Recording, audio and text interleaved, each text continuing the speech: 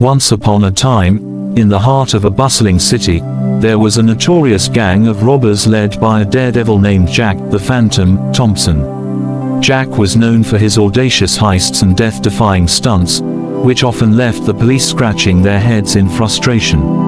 One fateful day, Jack and his gang attempted their biggest heist yet, but luck was not on their side. The police were waiting for them, and a dramatic shootout ensued.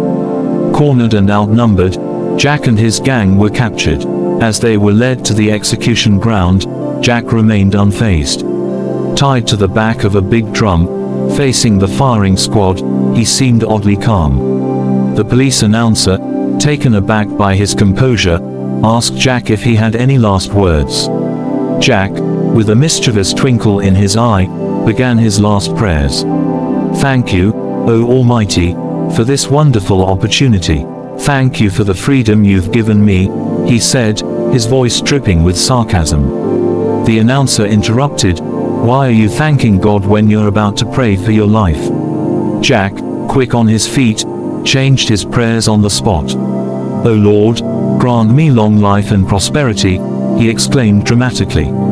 But just as the firing squad was about to carry out the execution, something miraculous happened.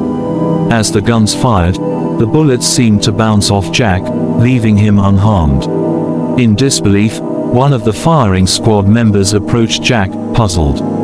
How is this possible?" he stammered. With a sly grin, Jack opened his palm to reveal the bullet he had stolen earlier. "Magic," he said with a wink. Before anyone could react, another member of the firing squad, caught up in the moment, spontaneously fired at Jack, and this time, the bullet found its mark. Suddenly, Jack found himself standing before the gates of heaven. But his time there was short-lived. The angel at the gate took one look at him and shook his head. "You, a magical daredevil armed robber, in heaven?" "I think not," the angel said firmly, sending Jack away. Back on Earth, still tied to the drum, Jack chuckled to himself. He pulled out a book and showed it to the stunned firing squad. "The Book of Life," he said proudly. As the firing squad and onlookers stared in amazement, Jack flipped through the pages. But his amusement quickly turned to disappointment when he realized that his father's name, a pastor in his lifetime, was nowhere to be found. With a heavy heart, Jack muttered, "The painful part is that my father's name isn't here."